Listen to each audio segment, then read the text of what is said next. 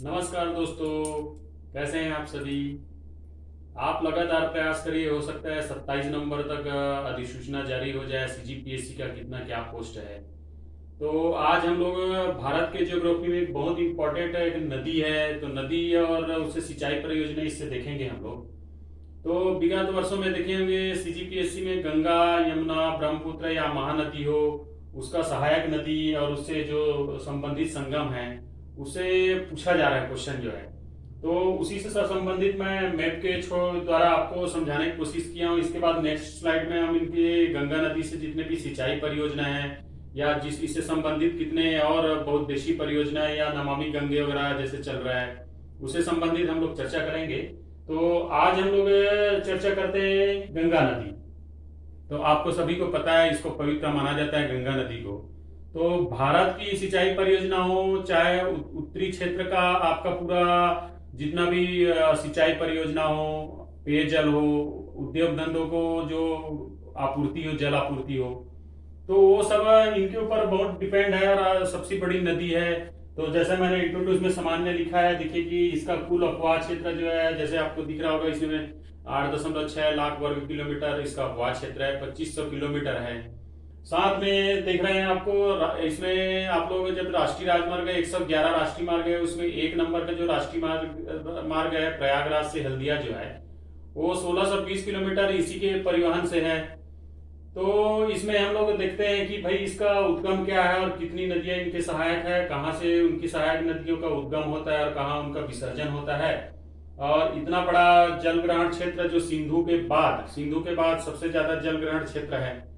तो इसी में हम लोग आगे चलते हैं। 39 मीटर गोमुख हिमनद से उद्गम होता है। उत्तरकाशी जिला आप उत्तराखंड में जाएंगे तो अब वो जब उद्गम होता है तो इसे ऊपर क्वेश्चन किया गया था कि उद्गम स्थान को कई लोग गंगा लिखे थे, भागीरथी, कई उसे ऑप्शन दिया था तो भागीरथी आता। तो जब ये उद्गम होती है गंगा नदी जो है तो भागीरथी नाम से रहता है, ये गंगा अभी नहीं कहलाएगी। अब आप जैसे मैप में दिख रहा होगा कि यहाँ पे केदारनाथ जो गौरीकुंड से उससे मंदाकिनी एक नदी निकलती है और बद्रीनाथ से अलकनंदा नाम की नदी निकलती है। वो दोनों नदियां जो है रुद्रप्रयाग में मिलती है और अलकनंदा कहलाती है। क्या कहलाएगी यहाँ पे? अलकनंदा कहलाएगी। तो ये अलकनंदा और भागीरथ गंगा कहलाएगी। अब देखिए सबसे पहले इसी को पूछा गया था कि इसका आया था एक यूपीएससी में आया था, यूपीएससी में इसको जोड़ी मिलान के लिए पूछा गया था। और साथ में उसी साल जो है इसके रिटर्न एग्जाम में आया था कि गंगा की सहायक नदियों को आप संक्षिप्त में समझाइए।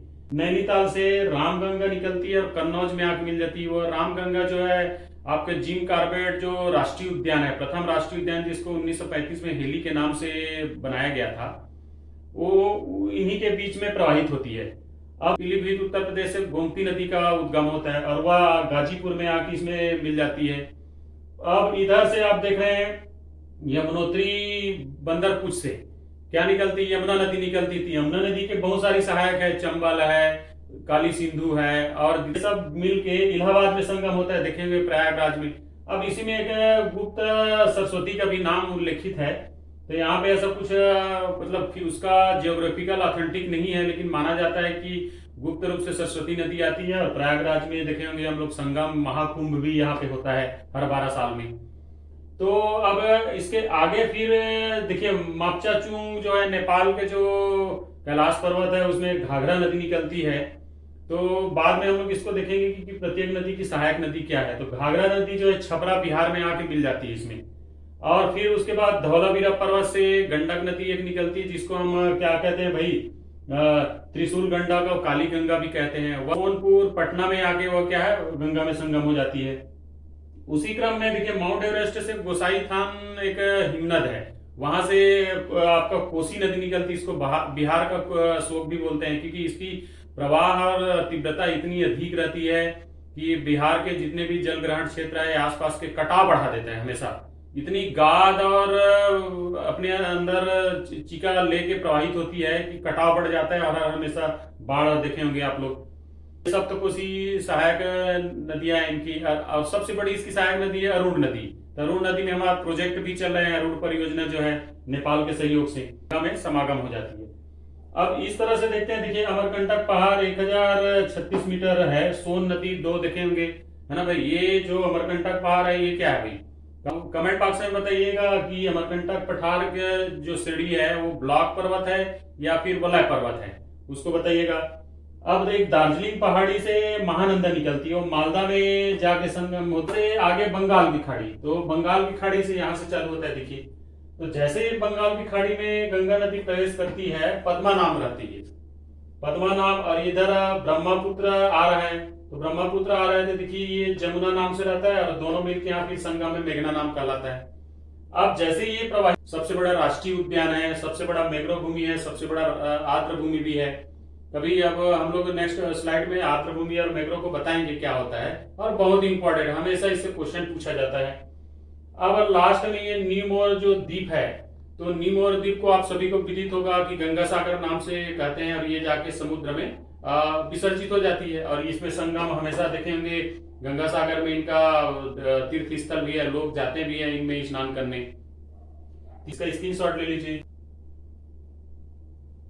तो आगे हम इसी क्रम में चल रहे हैं कि देखिए सिंचाई परियोजना को देख लेते हैं। गंगा नदी में जितने भी सिंचाई परियोजना है, हालांकि उसकी सहायक नदियां में भी सिंचाई परियोजना है, लेकिन वो बहुत डीपली हो जाएगा। मेन जो इम्पोर्टेंट है, क्योंकि यूपीएससी में ये लगभग 10 नंबर का क्वेश्चन आया था, तो उससे रिलेटेड टॉपिक को अपन डिस्कशन करते हैं। पहले देखिए टिहरी बांध में उत्तराखंड में देखे होंगे आप लोग, है ना, काफी विवाद हुआ और काफी ऊंचा है।